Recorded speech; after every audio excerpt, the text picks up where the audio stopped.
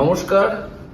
আবার অনেকদিন পর, তবে অনেকদিন না, তুলনামূলকভাবে একটু এবার কম হয়েছে গ্যাপটা, ফিরে এসেছি আজকে আমার ইউটিউব চ্যানেলে কিছু কথা বলতে। তার কারণ আজকে আমার খুব কাছের বন্ধুর জন্মদিন। সত্যি কথা বলতে আমার সব থেকে কাছের বন্ধু, আমার বেস্ট ফ্রেন্ডের জন্মদিন। আজ বই দিবস। হ্যাঁ, বই। আমার সত্যি কথা বলতে বইয়ের মতন বড় বন্ধু, ভালো বন্ধু, কাছের বন্ধু কিচ্ছু নেই। আমি একটা পছন্দসই বই পেলে ঘন্টার পর ঘন্টা তার পিছনে কাটিয়ে দিতে পারি, এবং আমার আমার পড়তে এতটাই এন্টারটেইনিং লাগে। কিন্তু এটা শুরুটা হয়েছিল আশ্চর্যভাবে, সেটাও বলি। আমি বাংলায় খুবই দুর্বল ছিলাম। আমি অন্যান্য সাবজেক্টে ভালো করলেও বাংলায় খুবই খারাপ করছিলাম। আমি তখন একটি ইংরেজি মাধ্যম স্কুলে পড়ি, এবং আমার বাংলা রেজাল্ট কিছুতেই মন মতো হচ্ছিল না। আমি বাংলায় খুবই পিছিয়ে পড়ছিলাম। এবার মা আমার সঙ্গে এক ধরনের ট্রিক করে। ট্রিকই বলবো, কিন্তু খুব লাভদায়ক একটা ট্রিক, যেটা আমার জীবনে পরবর্তীকালে কাজেই লেগেছে।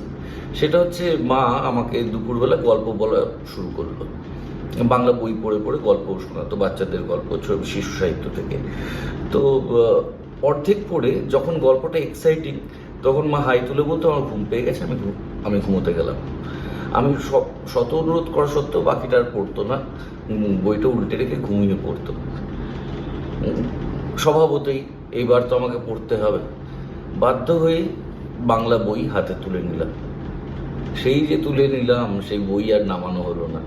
এবং আমার তাতে কোনো দুঃখ নেই। আমার জীবনের প্রচুর অর্থ আমি ব্যয় করি বইয়ের পিছনে।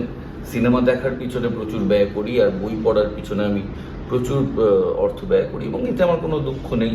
এটা আমার কাছে পেট্রোলের মতন। এবং আমার জীবনের বিভিন্ন সময়ে বিভিন্ন বই এমন এমন ভূমিকা নিয়েছে, বুকে চেপে ধরে রাত কাটিয়েছি, হেসেছি, কেঁদেছি বইগুলোর সাথে। কিছু সাহিত্যিক চিরজীবনের মতো সঙ্গী হয়ে গেছে। এখনো বিভিন্ন কথায়, বার্তায় বা লেখাতেও তাদের ছাপ আমি নিজে স্পষ্ট টের পাই, যে আমি তাদের পড়েছি, এবং এমন সময়ে পড়েছি যে তাদের ছাপ আমার সব কিছুর উপর, আমার এমনকি চরিত্রের উপরও পড়েছে। তারা কোন লেখক সেগুলো বলে আর লিস্ট দেব না, কারণ বাংলা সাহিত্য এতটাই সমৃদ্ধ যে একজন দুজনের নাম বলে শেষ করা সম্ভব নয়। অনেক অনেক অনেক মানুষের প্রভাব, অনেক সাহিত্যিকের প্রভাব আমার জীবনে, আমার চরিত্রে, আমার পড়ায়, আমার লেখায়, আমার হাঁটায়, আমার চলায়, আমার অভিনয়। কাজেই বইয়ের প্রতি আমার কৃতজ্ঞতা শেষ নেই।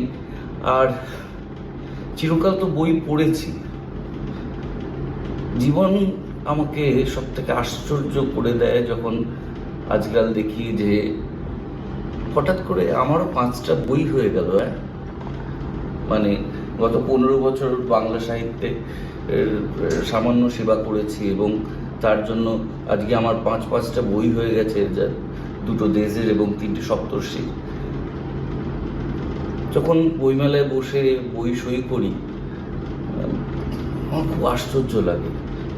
কারণ এক সময় আমি লাইন দিয়ে সুনীলবাবু এদের সই নিতাম, আর আমি ছোটবেলা থেকে বড় হওয়া অবধি সাহিত্যিকদেরই চোখের সামনে দেখেছি। আমি নবরণ ভট্টাচার্যর কোলে পিঠে বড় হয়েছি, আমি মহাশ্বেতা দেবীকে সামনে থেকে দেখেছি। তো আমার কাছে স্টার বলতে সবসময় সাহিত্যিকরা ছিল, এবং আমি নিজে বই লিখে ফেলেছি, এটাই আমার কাছে একটা আশ্চর্য। কাজেই বইয়ের সাথে সম্পর্ক আমার ফুরোবার নয়, বরং তা আরও আরও দৃঢ় হবে, দৃঢ় হতে থাকছে। আপনারাও বই পড়ুন, বই পড়ান, এবং বইটাকে ভালোবেসে নিজের বাড়িতে রাখুন, শুধু সাজাবার জন্য রাখবেন না। ভালো থাকবেন। আবার আসবো নতুন কোনো কথাবার্তা নিয়ে। ভালো থাকবেন, আর পারলে যদি পছন্দ হয় চুরিয়ে টুরিয়ে দেবেন, আর ওই ঘন্টা ফন্টা বাজাই কি সব সেগুলো করে দেবেন।